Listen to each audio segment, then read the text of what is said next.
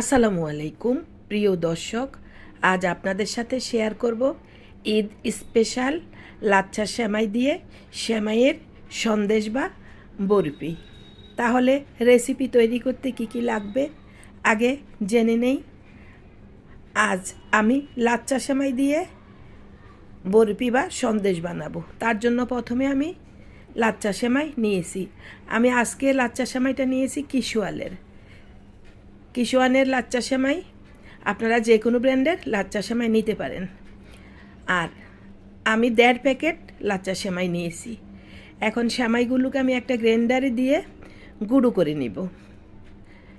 এভাবে গুঁড়ো করে নিলে সন্দেশটা একদম সেট হয়ে যায় সুন্দরভাবে, আর খাওয়ার সময় ঝরেও পড়বে না।